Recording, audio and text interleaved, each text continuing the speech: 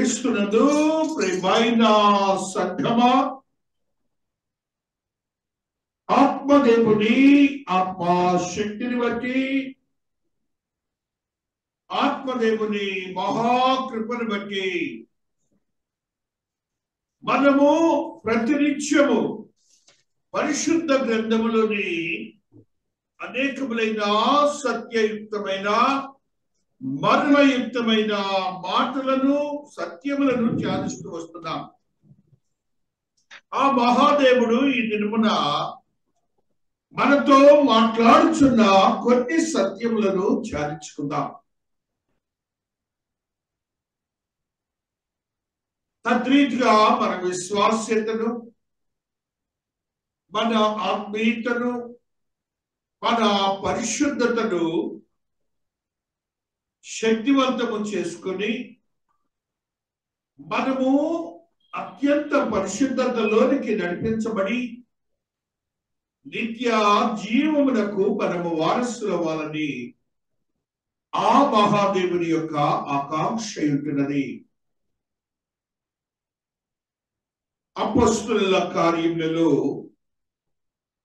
మనము ధ్యానించాం.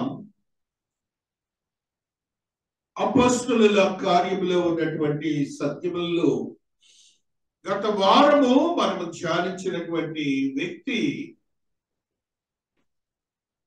అపొస్తలుడైనటువంటి పౌలుని గురించి మనం ధ్యానించాం. అపొస్తలుడైనటువంటి పౌలు భక్తుడు తన యొక్క ఆత్మీయతతో బలపరచబడినటువంటి స్థితిని బట్టి దేవుడు ఎన్నిక చేసుకుని ఆయనను తన పరిచర్య కొరకు సిద్ధపరచుకున్నారు.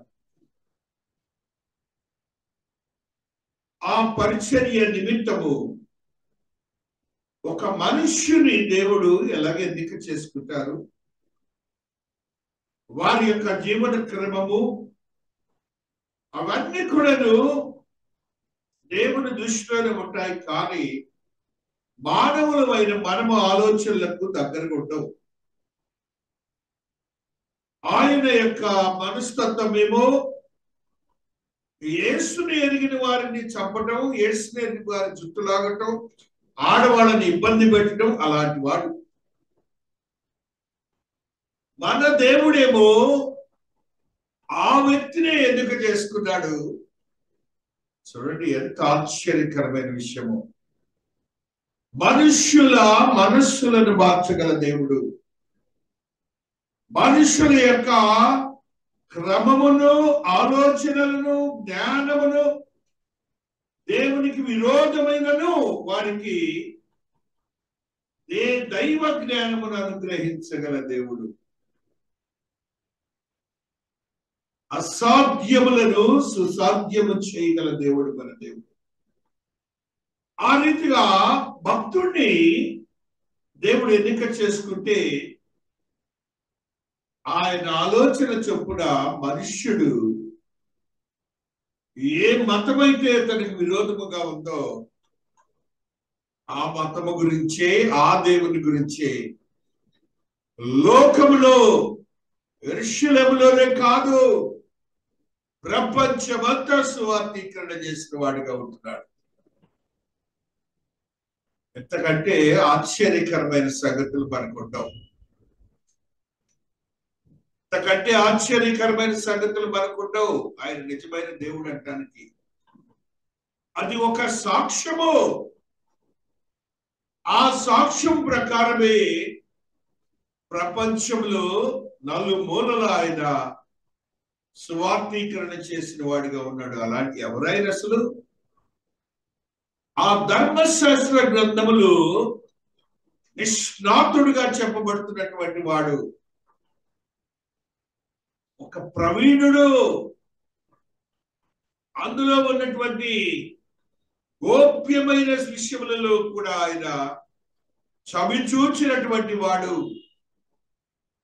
నిష్ఠాగరిష్ఠుడైనటువంటి గురువు దగ్గర నేర్చుకున్నటువంటి వాడు. అంత మాత్రం అటువంటి వాడినే దేవుడే నిన్ను నన్ను ఎన్నిక చేసుకోవడం గొప్ప. మనందరం గమనించాలి. మనం ఏదో అనుకుంటాం. కాదు కాదు, ఆయనలా దేవుని యొక్క మనస్సులో నీవు ఉన్నావు, దేవుని యొక్క మనస్సులో నేనున్నానని మనం దేవునికి స్తుతులు చెల్లించాలి, కృతజ్ఞతలు చెల్లించాలి. దేవుని యొక్క మనోగతాన్ని ఎరిగి మనం సేవ చేయాలి. కానీ సేవ అంటే విశ్వాసీ సేవ చేయాలి, మనము మన సేవ చేయాలి. ఈ దినమునకై మనము ఒక స్త్రీని గురించి ధ్యానిస్తాం. ఒక స్త్రీ దేవుని యొక్క ఆత్మీయతో బలపరచబడినటువంటి స్త్రీ. ఆవిడ మన కొరకు కొన్ని ఆత్మీయ క్రమాన్ని నేర్పిస్తున్నటువంటి స్త్రీగా ఉంటున్నది. ఆ బిడ్డ చేసినటువంటి క్రియలను మనం చూసినప్పుడు ఆ 10 ఆజ్ఞలలో మనం చూస్తాం. ఆ 10 ఆజ్ఞలలో ఉన్నటువంటి ఆశీర్వాదకరమైనటువంటి ఆజ్ఞలను పాటించే స్త్రీగా ఉంటున్నది. ఆ స్త్రీలో ఉన్నటువంటి ఆశీర్వాదకరమైనటువంటి జీవితము ఏ మాత్రము తొడికిస్తున్నదిగా ఉంటుంది. ఆవిడ తన యొక్క జీవన క్రమంలో అనేక మందికి సహాయకారిగా ఉండేదిగా ఉంటుంది. మనము ఈ దినాల్లో దుస్తులు కొనాలి అంటే బట్టలు నామినల్ గా ఉంటుంది, ఎలాగైనా కొనుక్కోవచ్చు అనుకుంటాం. ఆ దినములలో అంగీ వేసుకుంటే ఒక రిచ్ మ్యాన్, ఆ దినములలో ఒక మంచి బట్టలు వేసుకుంటే ధనవంతుడు. అలాంటి క్రమం ఉన్న రోజులవి.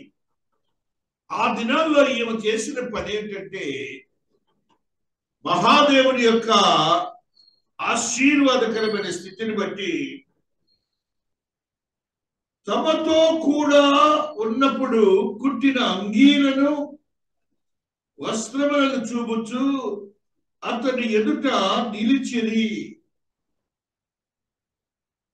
ఆవిడ బట్టలను కుట్టి, అనగా అంగీలను కుట్టి, అంత మాత్రమే కాకుండా బట్టలను కుట్టి వారందరికీ వస్త్రాలని ఇచ్చే స్త్రీగా ఉంటుంది. దాన ధర్మములు చేసే స్త్రీగా ఉంటుంది.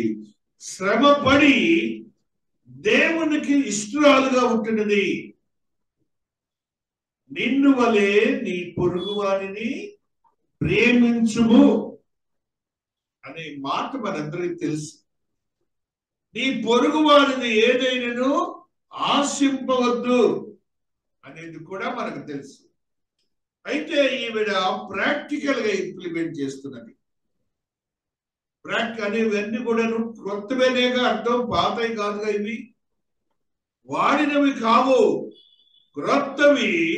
తన ధనమును హెచ్చించి కానీ, తనకున్నటువంటి మనస్సుని బట్టి కానీ, తన యొక్క జీవన క్రమంలో దేవుని మహింపరిచే స్త్రీగా ఆ ప్రాంతంలో ఉంటున్నది. ఆ స్త్రీ యొక్క క్రమంలో ఆవిడకి సహాయకారులుగా అనేక మంది స్త్రీలు ఉన్నారు.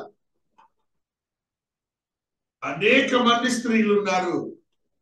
వారందరూ కలిసి ఈ పరిచర్య చేస్తున్నారు. అది ఇప్పుడు క్రొత్త నిబంధన భక్తులైనటువంటి మనమందరమును గ్రహించాల్సింది ఏమిటంటే, పాత నిబంధన గ్రంథములు స్త్రీలు ఎలాగుంటారంటే, మనకున్నటువంటి భారతదేశంలో మాట ఘోష అంటారు. వారు బయటికి రారు, పురుషులతో సాంగత్యము తగ్గు, ఆ రీతిగా ఉండేవారు. అయితే ఈవిడ ఏం నేర్పిస్తుందంటే మనందరికి కూడా దేవుని పనికి స్త్రీలు పురుషులు భేదము లేదు అని తెలియజేసే స్త్రీగా ఉంటున్నది. నాకు నేనుగా బ్రతకడానికి కాదు, నా దేవుడు చెప్పిన ఆ మానవాళికి నేను సహాయం చేయాలి. మానవాళి, ఇది గుర్తు పెట్టుకోండి అందరూ. క్రైస్తవులు అనే మాటను మీరు ప్రక్కన పెట్టండి. మానవాళి, మనుషులందరూ దేవుని బిడ్డలే. ఇది కూడా గుర్తు పెట్టుకోండి. కాబట్టి దేవాతి దేవుడు చెప్పిన ఈ మాటలను ఆవిడ గ్రహించి, ఆవిడ తనకున్నటువంటి పరిచర్య భారము కలిగి చేస్తున్న సమయంలో ఆ స్త్రీ మరణించిందిట. ఆ స్త్రీ మరణించింది. ఆ మరణించిన స్త్రీ కొరకు అక్కడ ఉన్నటువంటి వారందరూ కూడాను, ఆవిడతో ఉన్న వారందరూ ఆవిడ బ్రతుకుతుంది మరలా అనే విశ్వాసంతో ఉన్నారు. జాగ్రత్తగా వినాలి. మనం అందరం ఏం చేస్తాం? మరణిస్తే ఫస్ట్ తీసుకెళ్లి రోడ్డు మీద పడేస్తాం. అప్పటి వరకు ఆ ఇంట్లో ప్రధానమైన ప్రదేశంలో ఉంటారు.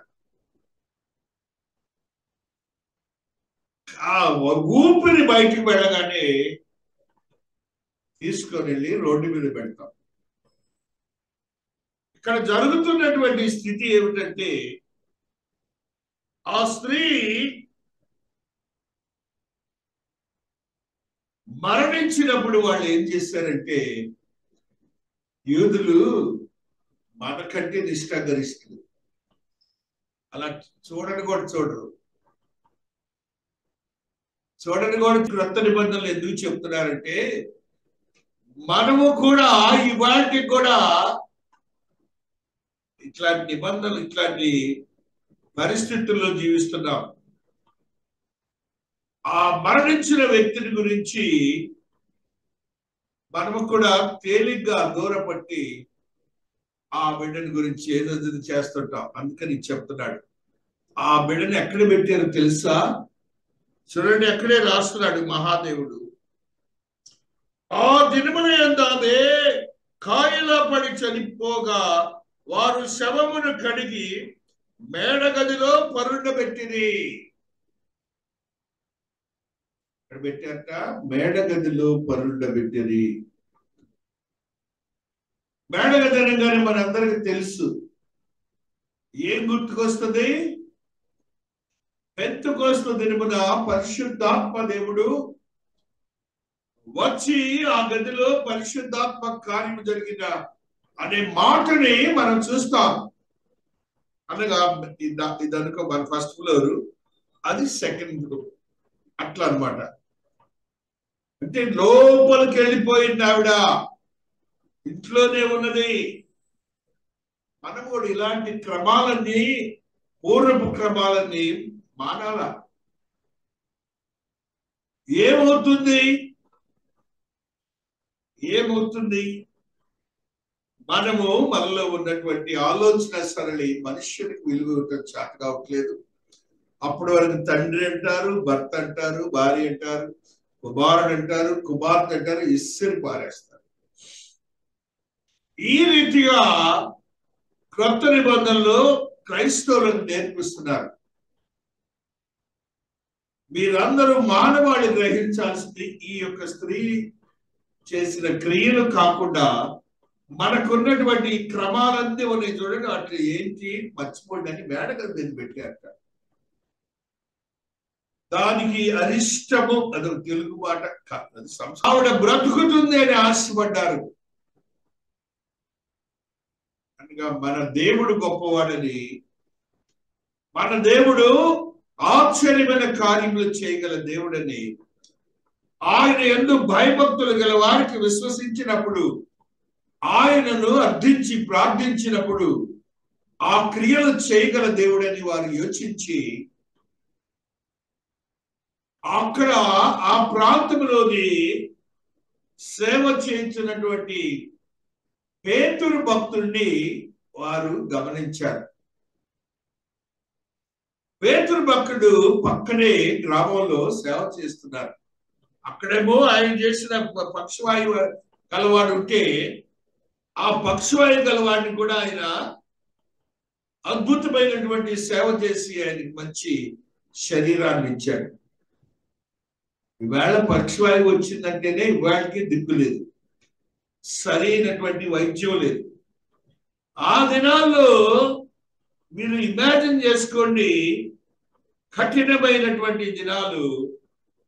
పేతురు భక్తుడు ఆ వ్యక్తిని ఎలాగ మాట్లాడుతున్నాడు చూడండి. వాళ్ళ యొక్క విశ్వాసాన్ని చూసి 34లో పేతురు, అయినయా యేసుక్రీస్తు నిన్ను స్వస్థపరుచుతున్నాడు, నీవు లేచి నీ పరుపు నీవే పరుచుకొనమని అతనితో చెప్పగా,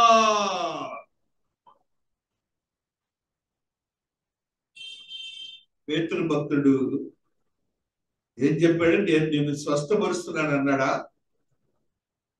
అదే దైవజనులు నేర్చుకోవాలి. నేను చేసిన పనికే జరిగింది అంటున్నారు, కానీ దేవుడు చేశాడని చెప్పడంలో వెనకాడుతున్నారు. అవే ఇప్పుడు క్రొత్త నిబంధనలో ఉన్న ఈ సత్యాలు మనం నేర్చుకోవాలి. అప్పుడు అందరంట ఆ లుద్దలోను షారోనులోను కాపురం వారందరూ అతన్ని చూచి ప్రభువు తట్టు తిరిగిరి. ప్రభువు తట్టు తిరిగిరి. ఈ మాటని మనవాళ్ళందరూ ఏమంటారు? మత మార్పిడి. ఇది రాశారండి, మత మార్పిడి. ఇక్కడ దేవుని తట్టు తిరిగారని చెప్పారు, కానీ ఏమన్నా అబద్ధం రాశారండి? ఇలాంటి తత్వాలతో లోకమంతా చెడిపోయింది.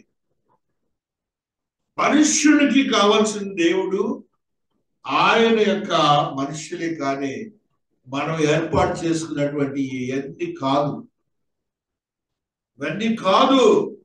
ఇక్కడ అలాంటి పేతురు భక్తుడు అని తెలిస్తే ఆ స్త్రీలందరూ కలిసి పురుషులిద్దరు పంపిస్తారు, ఆయన పిలుచుకురండి, ఆ మన యొక్క స్నేహితురాలు తబిత జీవములోనికి వస్తుందని ఆశపడ్డారు. అది ఇప్పుడు మనకు కావాలి. మన విశ్వాసము కూడా ఎలా ఉండాలంటే క్రమము చొప్పున దేవుని యందు విశ్వాసం ఉంచాలి. వీళ్ళందరూ చేసే పని ఏంటి? దేవునికి ఇష్టమైన పని, దేవుని యొక్క ఆజ్ఞానుసారమైన పని, భక్తి తత్పరతో జీవించే పని. ఇక అది తప్పితే ఈ యొక్క స్త్రీలకి ఏరే పనులు లేవు. ముచ్చట్లు చెప్పుకుంటారని రాశారా? వాళ్ళ గురించి మాట్లాడుకుంటారని రాశారా? లేక లోకము వైపు వారి మనసుందని రాశారండి? లేదు. వాళ్ళు చేస్తున్న పని చూడండి. ఆమె సత్క్రియలను ధర్మ కార్యములను బహుగా చేసి ఉండెను. సత్క్రియలు ధర్మ కార్యములు రెండు. సత్క్రియ అంటే ఏంటి? ధర్మ కార్యం అంటే ఏమిటి? సత్క్రియ అంటే మంచి పనులు, క్రియలు. ధర్మ కార్యములు అంటే దాన ధర్మాలు ఇవ్వటం. ఇప్పుడు సత్క్రియ అనగానే ఒక పేదవాడిని, కుట్టివాడిని, గుడ్డివాడిని, లేకపోతే అలాంటి ఏ విధమైన ఆసరా లేనటువంటి వారిని, రోగులను, వారికి సహాయం చేసే మనస్తత్వం. మనకి చేతైనంత వరకు అది చేయొచ్చు. అంతేకాని మన భావోద్రేకాలను ఏ మాత్రము వాక్యానుసారము నువ్వు తటస్థించినప్పుడు నేను చెయ్యి అని చెప్పడానికి ఈ అపొస్తలుల కార్యము, దేవునికి ఇష్టమైందని చెప్పడానికి అపొస్తలుల కార్యం. ఆ స్త్రీలుగా ఉన్నటువంటి వారు కూడా లోకములో పరిచర్య చేయవచ్చు. ఇంట్లో మనకేంటి? వంట గది దాటితే ఒట్టు, దాటినెవరు పెద్దలు కూడా. ఇంకా కొన్ని సంవత్సరాల క్రితం అయితే తలుపు చాటు నుండి మా వారు లేరండి అనే మాట చెప్పి తలుపు వెంటనే వేసిస్తేవారు. ఇది అలా కాదు. వారు కూడా దేవుని మనుషులే, వారు కూడా దేవుని కొరకు సిద్ధపరిచినటువంటి జీవము గలవారే. వారు దేవుని యందు భయభక్తులు కలిగి జీవించడానికి అర్హత గలవారే. అంతేకాని అవన్నీ కూడాను బ్రేక్ త్రూ చేయడానికే అపొస్తలుల కార్యములు చెప్తున్నాడు. అవన్నీ కూడాను బ్రేకింగ్, ఒక రివల్యూషన్, విప్లవం తీసుకొచ్చేది అపొస్తలుల కార్యం.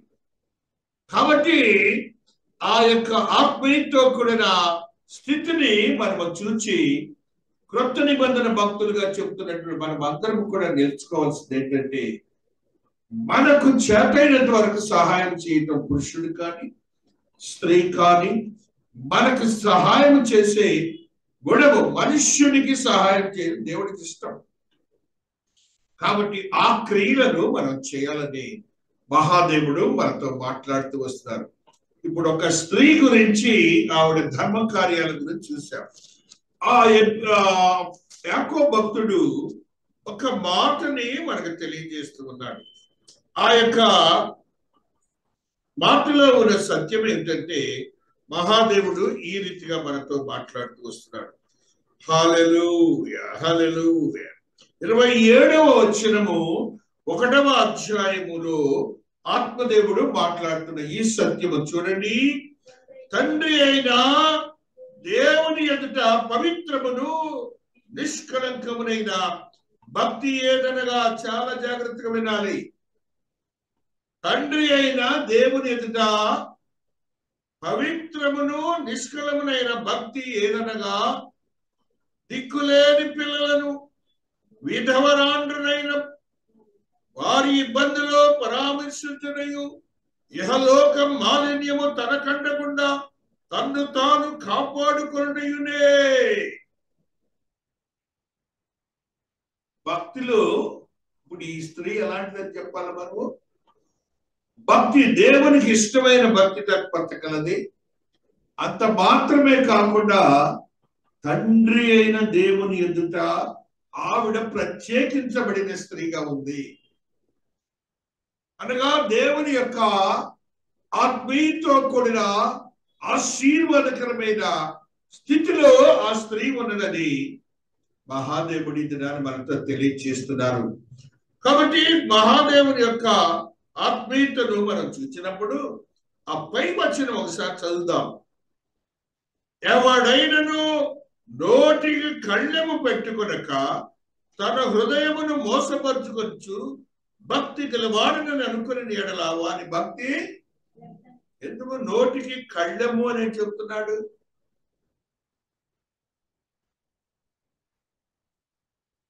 నోటికి కళ్ళెం అంటే మనందరికీ తెలుసు, కళ్ళెం అంటే పశువులు పెడతారని. మనము దేనికి పెట్టుకోమంటాడు ఆయన?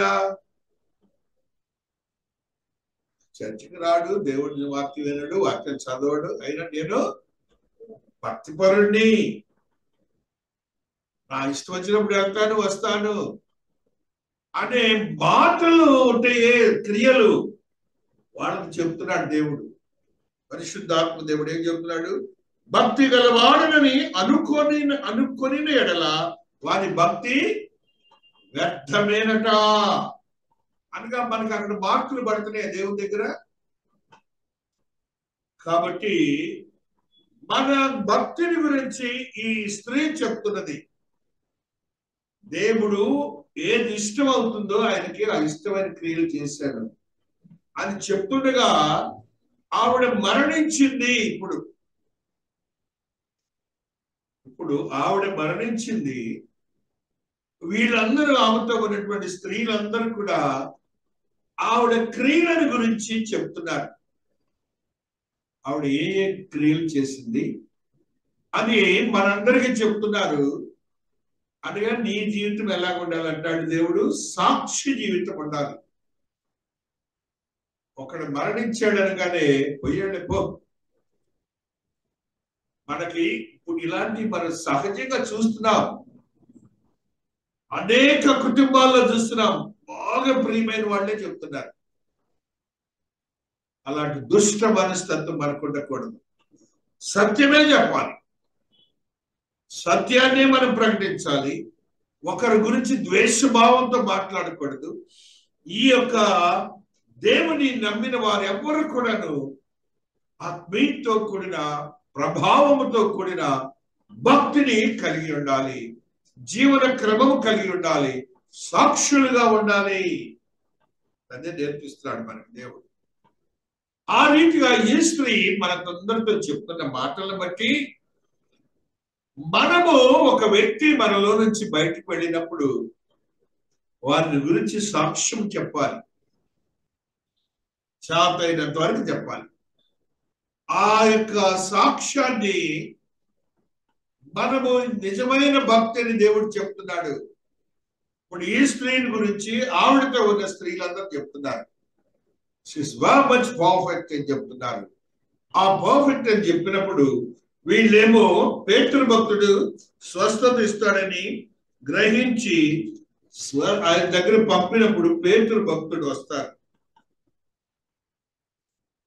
పేతురు భక్తుడు వస్తారు. వచ్చి ఆయన మొట్టమొదటిగా మాటలు విని స్ట్రైట్ అవే ఆయన ఆవిడ దగ్గరికి వెళ్తారు. వాళ్ళన్న పరిశుద్ధ గ్రంథంలో రాసిన మాట శవము దగ్గరకు వెళ్ళారు. ఎందుకు ఆ మాట రాయాలి శవమని? జీవము లేనటువంటి స్త్రీ అని మనం గుర్తించాలి. అది ఇప్పుడు ఆవిడకి జీవం ఇవ్వబోతున్నాడు ఇప్పుడు దేవుడు. అందుకు ఆ తెలుగు పదాన్ని రాశారు అక్కడ. ఆ పదమును రాసినప్పుడు ఆయన క్రియలు అలా ఉంటాయని చెప్పడానికి ఆ పదం అక్కడ ఉంది. ఈయనేం చేశారు? పేతురు భక్తుడు, మనకు తెలిసిన పేతురు భక్తుడు ఎవరు? అందరికీ చేపలు పట్టేవాడు, తేలికైన వాడు, పామరుడు, ఎందుకు కొరగాని వాడు, అబద్ధమాడిన వాడు, ఇవన్నీ ఉన్నాయిగా. దేవుడు ఆయన చేత అద్భుతాలు చేస్తాడు. ఇప్పుడు అన్నిటికంటే అద్భుతాలు పుట్టివాడికి ఇచ్చాడు కాళ్ళు, పక్షవాయుగాలు వాడికి ఇచ్చాడు. ఆ రీతిగా అతను చేయని అద్భుతాలు లేవు. ఇప్పుడు ఏం చేస్తున్నాడంటే పేతురు భక్తుడు చూడండి, పేతురు అందరినీ వెలుపలకి పంపి మొకాళ్ళుని ప్రార్థన చేసి శవము వైపు తిరిగి తబితా లెమ్మనగా ఆమె కన్నులు తెరిచి పేతురుని చూచి లేచి కూర్చుండెను. నిద్రపోయే వాళ్ళని లేపినట్లు లేపాడండి. తబితా లే అంటాడు. దేవుని స్తోత్రాలు. నా జీవితంలో కూడా మొట్టమొదటి అనుభవం మీ అందరికీ ఆశ్చర్యమైన కార్యములు చేసే దేవుడు. వాడు ఏం చేశాడంట చివరి రోజుల్లో మా బ్రదర్లా యేసు యేసు అని రాస్తున్నాడంట. అంత ముందు భక్తి లేదు వాడికి. మరి ఆ విశ్వాసము, మా సిస్టర్ విశ్వాసము, నా ప్రార్థనలు వాడికి జీవాన్ని ఇచ్చాడు నా దేవుడు. ఇక్కడ కూడా అదే జరిగిందండి. నేను బ్రతుకుతాడని ప్రార్థన చేయలేదు. ఒక దైవజనుడిగా, ఒక సహోదరుడిగా ఆయనకు ప్రార్థన చేద్దాం దేవుని సన్నిధికి వెళ్ళాడని అదే ప్రార్థన చేసాం. నా కాళ్ళు ఆడు మంచం మీద ఉంటాయి, నా చేతులు తగిలాయి. ఆడు మూతి గుడ్డలు కట్టారు, కళ్ళకు కట్టారు, తీసుకెళ్ళమన్నారు. సంతకాలు పెట్టించుకున్నారు. 4 రోజులు అయిన తర్వాత తీసుకెళ్ళండి అంటే మాకు సంతోషంగా ఉంటుందా లేదా? 4 రోజులు అయిన తర్వాత మళ్ళీ ఏడుస్తా ఫోన్ చేసింది మా చెల్లి సిస్టర్. అండ్ హైదరాబాద్ అంటానయ్యా అన్నది. ఏం కదలే పో, హైదరాబాద్ తీసుకెళ్ళి చెక్ చేసి తీసుకు పంపిస్తారంటే గొప్ప విషయం ఏంటంటే వాడు మంచి తాగుబోతు, police head constable. Full lungs పాడైపోయింది, లివర్ పాడైపోయింది. అది చచ్చిపోవడానికి కారణం. పోతే ఆ వ్యక్తిని హైదరాబాద్ తీసుకెళ్ళింది ఎందుకంటే దేవుడు మొత్తం పరీక్ష చేసి ఏ రోగము లేదు, అన్ని ఆర్గన్స్ బాగున్నాయి సర్టిఫికేట్ ఇచ్చి పంపించారు. దేవుని స్తోత్రాలు చెప్పండి. నేను ఒకటే చెప్పా మా చెల్లెలకి, ఇతను బ్రతికాడు, డాన్ బాస్కోలో పెట్టండి సమాధి పెట్టి ఇంట్లో పెట్టాను. ఎందుకన్నా అన్నాడు, నువ్వు తాగితే మళ్ళీ అదే నీకని చెప్పండి. బాగుంది కదా జోక్ చేసి. ఇది జరిగినది ఒక 15-16 సంవత్సరాల క్రితం. మహాదేవుడండి ఆయన. ఆయన క్రియలు స్వయాన మనం చూసాం. ఇవాళ ఆ స్త్రీని గురించి పేతురు భక్తుడు ఏమంటున్నాడంటే, ఏమట్లా నాకు ఇప్పుడు గుర్తుకు రావడానికి కారణం ఏంటంటే ఇదే. వెలుగుపలికి పంపి మోకాళ్ళుని ప్రార్థన చేసి శవము వైపు తిరిగి తబితా లెమ్మనగా ఆమె కన్నులు తెరిచి పేతురును చూచి లేచి కూర్చుండెను. దేవునికి స్తోత్రాలు. ప్రార్థనలో ఎంత శక్తి ఉందో చూడండి. అవతల వాళ్ళకి విశ్వాసం ఉండాలి. డాక్టర్లు ఆశ్చర్యపోయారు. వేరే వేరే పాదులు అయితే ఓ టీవీ, నెక్స్ట్ పేపరు, నెక్స్ట్ గందరగోళం గుంటూరంతా. ఆయన అడ్వర్టైజ్మెంట్ అవసరం అండి దేవుడికి? లేదు లేదు. It was happen really in our church, in our family. అందరికీ తెలుసు మన చర్చ్ వాళ్ళంతా. కాబట్టి ఆ దినమున ఆ స్త్రీ లెమ్మనగా చూడండి కన్నులు తెరచి పేతురును చూచి లేచి కూర్చుండెను. ఇప్పుడు పేతురు చూడండి, అతడు ఆమెకు చెయ్యి ఇచ్చి లేవనెత్తి పరిశుద్ధులను విధవరాండ్రను పిలిచి ఆమెను సజీవురాలిగా వారికి అప్పగించెను. ఎవరిని పిలిచాడు? పరిశుద్ధులు విధవరాండ్రను అనగా వాళ్ళందరూ ఎవరండి? భర్తను కోల్పోయిన వారు. ఇది కూడా చెప్తున్నాను మీ అందరికి. భర్తను కోల్పోతే సార్ కుటుంబాల్లో అన్ని మైనస్ మార్కులే. చిన్నపిల్లలు ఎవరైనా ఇంట్లో పుడితే వాళ్ళని కూడా ఎత్తుకొని శుభకార్యం ఉంటే పిలవరు. అసలు ఎంత వేదన అంటే నేను చూడలేనమ్మా, వినలేను ఇవన్నీ కూడా. ఏమైందట? పిల్లలు లేకపోతే అదే, భర్త చనిపోతుంది. స్త్రీ ఎంత బాధపడుతుందండి. అందుకే క్రొత్త నిబంధన మనందరికి తెలియజేస్తుంది, ఇవన్నీ కొట్టేసేయండి అంటారు. అవసరము లేదు ఇవన్నీ. ప్రతి మనుష్యుడు దేవునికి ఇష్టమైన వాడే. అదే చెప్తున్నాడు దేవుడు. ఆయన అప్పు చెప్పాడు ఎవరెవరికి ఎన్ని రాయదా? పరిశుద్ధులను విధవరాండ్రని. కాబట్టి మనోళ్ళు కూడా ఏంటంటే వద్దులే తీసి ఏమని అంటారేమో. తర్వాత 50 ఏళ్ల క్రితం పెళ్లి జరిగితే నాకు నలుగు వేసుకోను అన్న. అంతే, నలుగు. ఎందుకు నలుగు? ఎందుకు? ఆ దినాల్లోని కఠినమైనటువంటి ఆత్మీయంతో కూడిన అనుభవాలతో బయటకు వచ్చిన వాళ్ళం. వాటి కూడా దుప్పట్లు కప్పుతున్నారు, చొక్కాలకు షరాయిలు అదేది కండవాళ్ళు కప్పుతున్నారు. చచ్చిపోతే అలుగులేసి గోలు చేస్తున్నారు. అదేమంటే ట్రెడిషన్ అంటున్నారు, అదేమంటే అరిష్టం అంటే ఏంటో. లేదండి, ఇవన్నీ ట్రెడిషన్స్ కోసమే ఆయన చెప్తున్నాడు. అందుకని గ్రంథంలో రాస్తాడు, రోజుల గురించి, దినముల గురించి, గడియల గురించి పత్రికలో చెప్తాడు.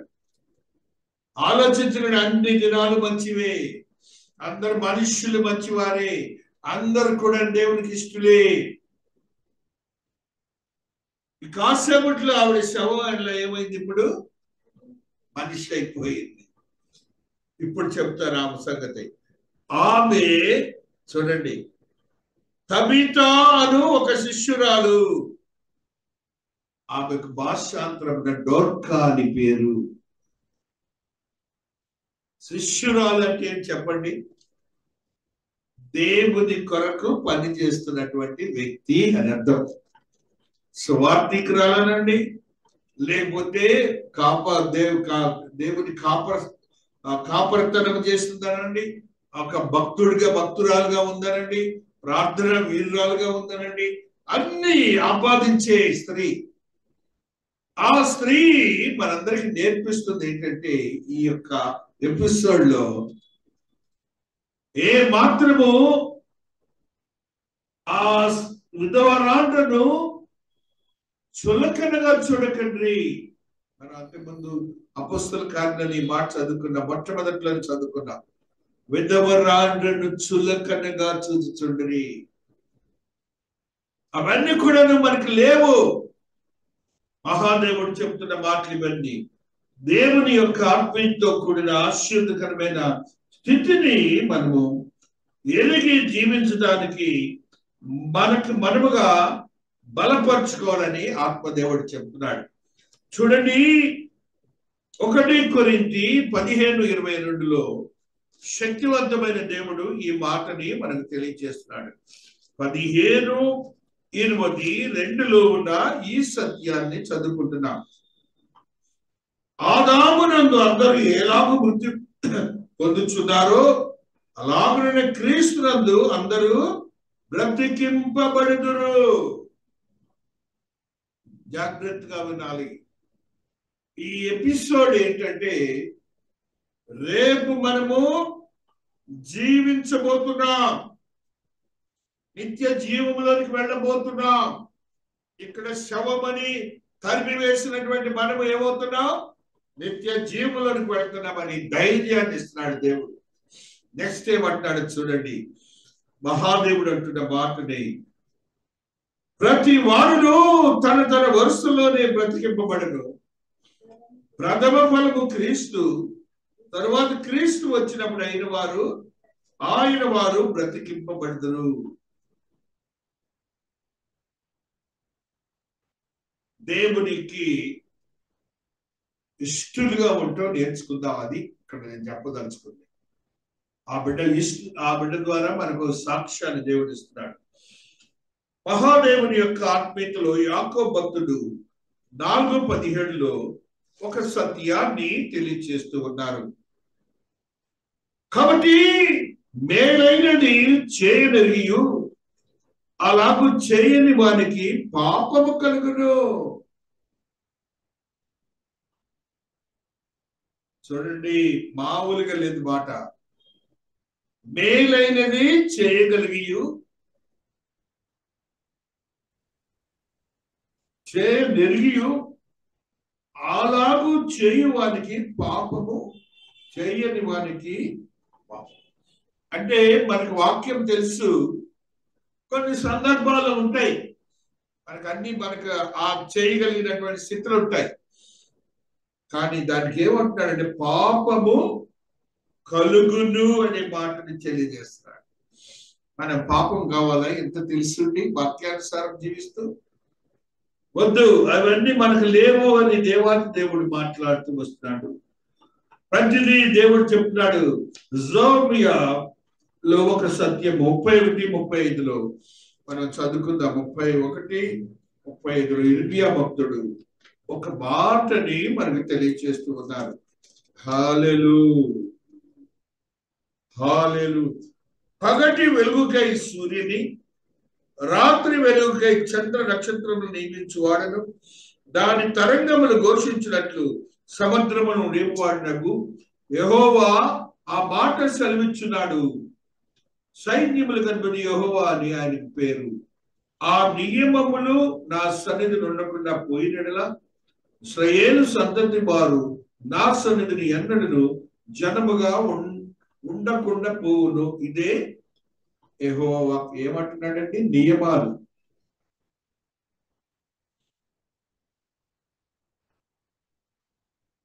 ఇవన్నీ కూడాను మనం అసలు నేను లెక్క చేయను అంటాడు, సన్నిధిని ఉండకుండా పోయినాడు. కాబట్టి ఇవన్నీ మనం గుర్తుంచుకోవాలి. ఆత్మదేవుడు మా కీర్తనలు 25:7లో ఒక సత్యాన్ని ధ్యానిద్దాం. 25వ అధ్యాయము 7వ వచనమును మనం చదువుతాం. 6వ వచనం చదువు. మరి నిశ్చయముగా 25 యోబైది చదువురా.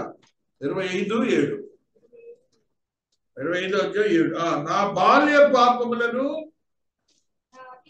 నా అతిక్రమములను జ్ఞాపకము కొనకము, ఈ కృపను బట్టి నీ దయ చొప్పున నన్ను జ్ఞాపకములో ఉంచుకొనుము. ఇక్కడ జాగ్రత్తగా వినండి.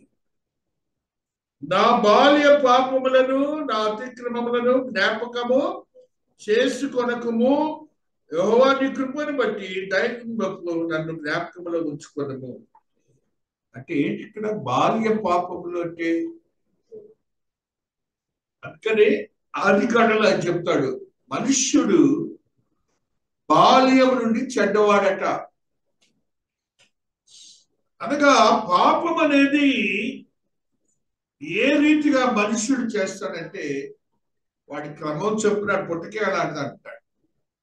అందుకని ఈయనేమంటున్నాడు, నేను నా బాల్య పాపములను ఒకసారి ఎలాంటి విధంగా గుర్తొచ్చినప్పుడు దేవుని అడగండి, పశ్చాత్తాపం. తెలియక చేసినవి కాబట్టి ఒప్పుకుంటారు. ఆయన అబ్రహాం భక్తుడు అదే చేస్తాడు. దేవునిలోనికి వచ్చాక ఆయన బలిస్తున్నాడు దేవునికి. ఆది కాండంలో బలులు ఇస్తూ, నేను ఒక్కొక్క కామెంటరీ చదువుకుంటూ వస్తున్నా. ఈ పశువు అయితే ఎందుకు, ఈ పక్షి అయితే ఎందుకు అని చదువుకుంటూ వస్తుంటే, మేక అనే దానికి చదువుకుంటూ వస్తే ఏముందో తెలుసా? తెలియక నేను ఏదైనా పాపం చేస్తే క్షమించమంటానికి మేకనంట. ఎంత జ్ఞానం ఇస్తున్నాడు చూడండి అబ్రహాం భక్తుడు. కాబట్టి మనము తెలిసి చేసి తెలియక చేసే పాపాలు ఏదైనా ఒకటే. కాబట్టి అబ్రహాం ఏం నేర్పిస్తున్నాడంటే, ఒకవేళ దేవునికి ఇష్టం లేదు మనం చేస్తుంటే తెలియక, ఆటోమేటిక్ గా అది పాపం లిస్ట్ లోకి వెళ్తుంది. కాబట్టి ఈయనేమన్నాడంటే క్షమించమని. అది ఆ పశువుని అక్కడ వస్తే కొద్దిసేపట్లో ఆయనకి నిద్ర వస్తే చీకటి కమ్మితే మహాదేవుడు ఏం చేశాడంట, ఆయన్ని క్షమించాడని చెప్పడానికి ఆ రెండు ఖండముల మధ్యన నడిచి వెళ్ళాడు. అంటే యాక్సెప్టెడ్, నిన్ను క్షమించాను అని దేవుడు ఆ క్షణంలోకి తెలియచేశాడు. కాబట్టి మహాదేవుని యొక్క ఆత్మీయతలో బలపరచబడినటువంటి మనము, మన ఆత్మీయతను స్థిరపరచుకునే మనము, మన జీవితాలు ఎలా ఉన్నాయంటే, భక్తి అనేది క్యాజువల్ అని ఇంగ్లీష్ వర్డ్ అంట. అలా ఉండకండి. నీకు దేవునికి సంబంధం ఉంది, మీరిద్దరు ఒకటే. మీరిద్దరు కూడాను మీ మనస్తత్వం బట్టి ఆయన ప్రేమను బట్టి నిన్ను, వాళ్ళిద్దరికి ఒక క్రమం ఉంటుంది. ఆ క్రమాన్ని అనుభవించండి. భూమి మీద అనుభవిస్తే రేపు ఆయనతో అనుభవిస్తాం. అదే ఈ స్త్రీ మనకి ఇప్పుడు నేర్పిస్తున్నది. ఆ స్త్రీ నేర్పిస్తున్న సంగతి ఏంటంటే, నన్ను తీసి రోడ్డు మీద పెట్టలేదు, చచ్చినా కూడా మేడగది మీదే పెట్టారు, నాకు బాగా శుభ్రం చేయించి అక్కడ పెట్టారు, ప్రార్థన చేస్తే నేను బ్రతుకుతానని నా శిష్యులందరూ వెళ్ళి ఆయన పిలుచుకొచ్చారు. ప్రార్థన చేసి ఆయన మొట్టమొదటిగా ఎవరిని చూసిందిట? పేతురు భక్తుడిని చూసిందిట. కన్నులు తెరచి ఆయనను చూచి ఆయన చెయ్యినిచ్చి ఊతమిచ్చి లేపాను అని అంటున్నాడు. ఎందుకు ఆ చేయాలా? చెయ్యినిచ్చి ఊతమిచ్చి లేపనంటే గమనించాల్సింది ఏంటంటే, ఒక స్థితి పురుషుడు ఉన్నాడని ఆవిడ లెగవకుండా బ్రతుకుతుందేమోనని పురుషుడుగా ఆయన ఆ సమయంలో ఆవిడికి చేతినిచ్చి లేపినటువంటి స్థితిని చూస్తుంది. ఎంత సున్నితంగా ఉంటుందండి బైబిల్, అంత సున్నితంగా ఉంటుంది.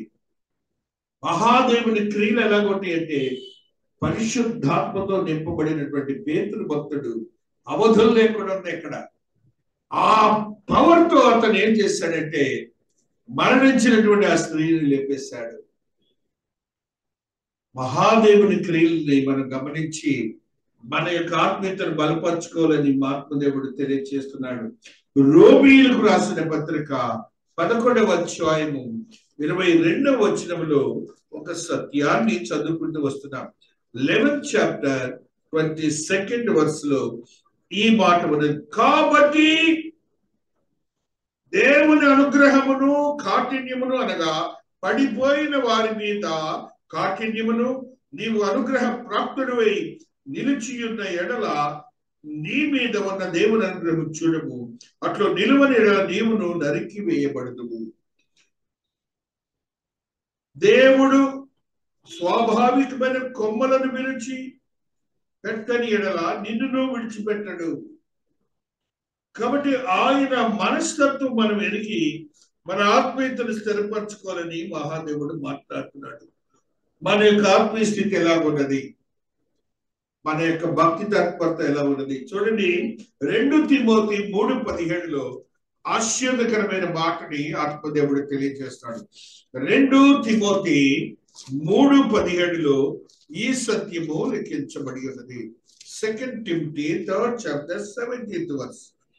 దైవజనుడు సన్నద్ధుడై, అది దైవజనుడిగా ఉన్నవాడు సన్నద్ధుడు అంటే వెల్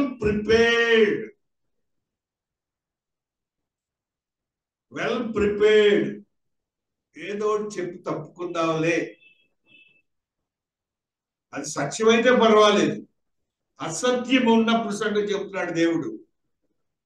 చూడండి ఏమంటున్నాడు, ప్రతి సత్కార్యమునకు పూర్ణముగా సిద్ధపడి యుండునట్లు దైవావేశం వల్ల కలిగిన ప్రతి లేఖనము ఉపదేశించుటకును, ఖండించుటకును, తప్పు దిద్దుటకును, నీతి యందు శిక్ష ప్రయోజనకరమైనది. నా గురించి చెప్పాడు ఎక్కువ.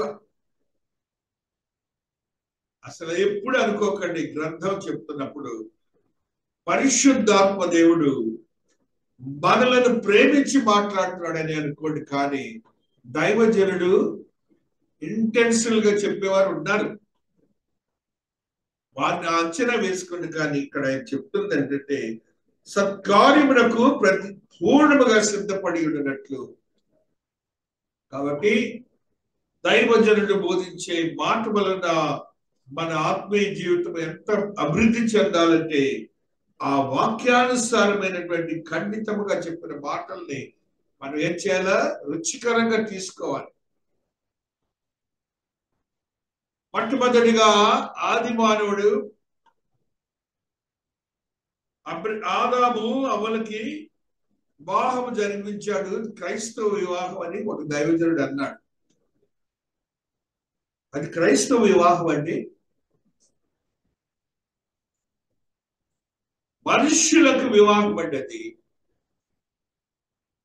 ఇలాంటి వాక్యాలు బోధించమన్నాడు దేవుడు. లేదు, మనుష్యులకు వివాహం చేస్తాం అనేది 20 వ్యక్తుల్ని కలపడం, ఒక స్త్రీని తీసుకొచ్చి పురుషుడికి అందజేయటం అన్నాడు. ఆయన దేవుడే స్వయాన అవ్వను తీసుకొని వచ్చి ఆయనకు అప్పగించాడు, అక్కడ రాస్తాడు. అది కానీ క్రైస్తవ వివాహం చెప్తే ఎలాగంటే అలా చెప్పకూడదు. మనకు తెలిసినంత గొప్ప కాదు, వాక్యమే గొప్ప. అందుకని దేవాతి దేవుడు మాట్లాడుతున్న మాటల్ని మనం గ్రహించి మన జీవితాల్ని బలపరచుకోవాలి. టైటస్ తీతు 2:7 ఒక సత్యాన్ని చదువుదాం. పరపక్షమందు ఉండేవాడు మరలను గురించి చెడు మాట ఏది చెప్పనేరక సిగ్గుపడినట్లు అన్నిటి యందు నిన్ను నీవే సత్కార్యముల విషయమై మాదిరిగా కనపరచుకను. నీ ఉపదేశము మోసము లేనిది గాను, మాన్యమైనది గాను, నిరాక్షేప నితమాత్రంతో కూడింది గాను ఉండవలేను. ఈ స్త్రీ అలాంటిదేనండి. ఆ పేతురు భక్తుడు కూడా అలాంటి వాడే. ఇక్కడ జరిగిన అద్భుతము కారణం ఏంటంటే ఇదే. ఈ కారణాల వల్లే ఆ బిడ్డ బ్రతికింది. దేవుడు లోకాన్ని ప్రేమించాడండి. ఆ ప్రేమలో నీ విశ్వాసం ఉంటే చాలు, నీ క్రియలు వేరుగా మారిపోతాయి. దేవుని యొక్క సత్కార్యములు నీ జీవితంలో నువ్వు చూస్తావు. అందుకనే అపొస్తలుల కార్యంలో ఇవాళ చదువుకున్నటువంటి 9వ అధ్యాయంలో ఉన్నటువంటి ఈ సత్యములో మహాదేవుడు తెలియజేసిన ఈ మాటల్ని మనం గమనించినప్పుడు ఇది ఒప్పేనంతటా తెలిసినప్పుడు అనేకులు ప్రభువు యందు విశ్వాసం ఉంచని పేతురు ఒప్పేలో సీమోనును ఒక చర్మకారుని యొక్క బహుదినములు నివసించను. ఇవన్నీ కూడాను మనం గ్రహించాలండి. చర్మకారుని యందు ఉంటే ఎలాగుంటుంది? ఫౌల్ స్మెల్ ఉంటుంది, అక్కడ చెడు వాసన ఉంటుంది.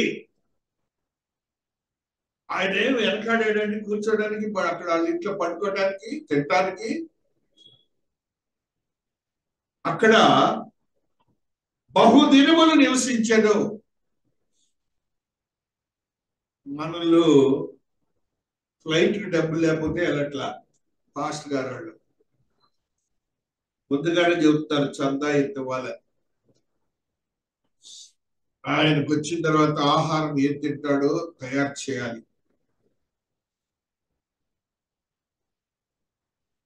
లేదండి, ఇవన్నీ క్రొత్త నిబంధనలు, అపొస్తలుల కార్యం అనేది ఒక రెవల్యూషనరీ బుక్. అది విప్లవం, మానవుడికి విప్లవం.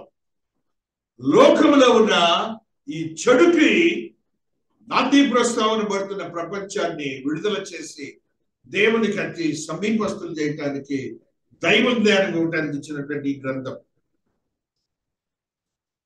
ఆస్బాన్ గారని దైవజనుడు మన గుంటూరే వచ్చారు 2010లో.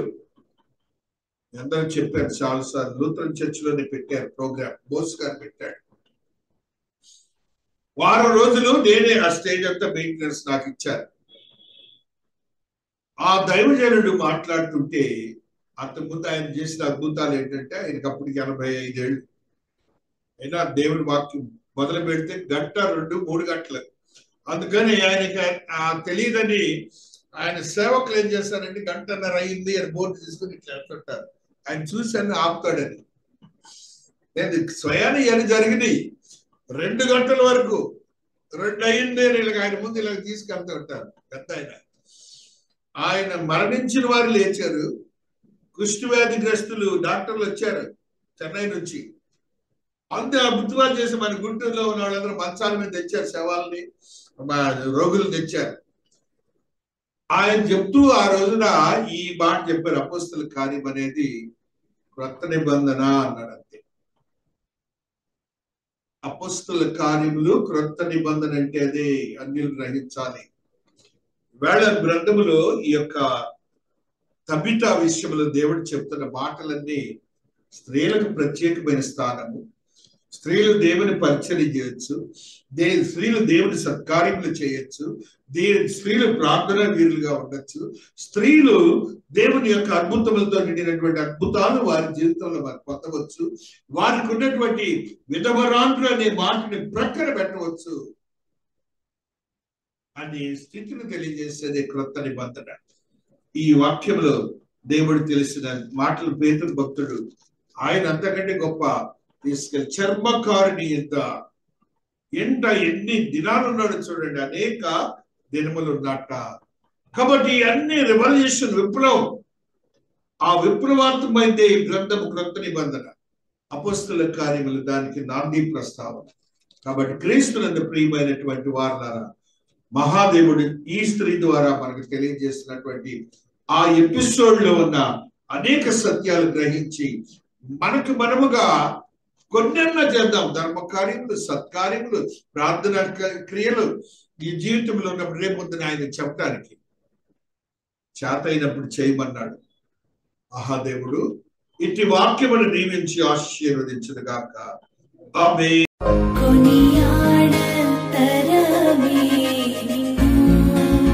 कोमल हृदया कोनियाड तरमे